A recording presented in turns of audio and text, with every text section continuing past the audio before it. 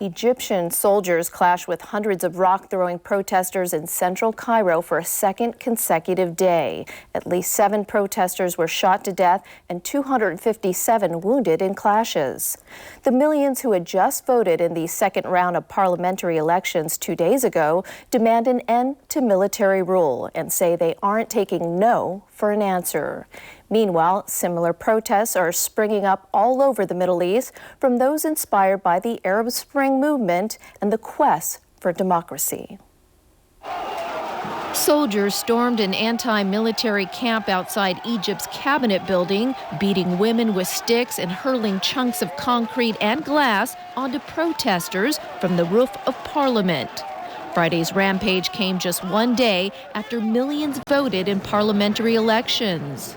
Demonstrators demand power be transferred to a civilian authority, accusing the military of continuing the corrupt practices of ousted President Hosni Mubarak. In Yemen, hundreds of thousands of protesters took to the streets in Sana'a on Friday, demanding outgoing President Ali Abdullah Saleh face justice over the mass killing of Arab Spring protesters. Demonstrators are disgusted with Saleh's transfer of power deal that gives him immunity from prosecution. In Syria, a group of army defectors called the Free Syrian Army Group are seen firing on government forces in the northwestern province of Idlib. The number of army defectors are growing rapidly there as they join armed civilians going head-to-head with President Bashar al-Assad's forces.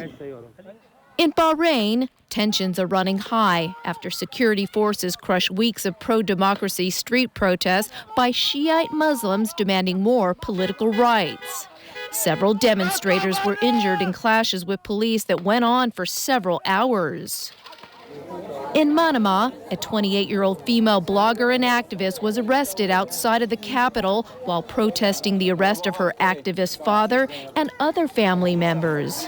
A video of her arrest shows her being handcuffed while another female officer appears to punch her in the face before they drag her into a police vehicle. Hundreds of Jordanians took to the streets in the capital of Amman, demanding the government speed up the pace of democratic reform. They also called for King Abdullah's powers to be curtailed. Nearby, dozens of pro-government supporters stage a counter-protest expressing their loyalty to the king.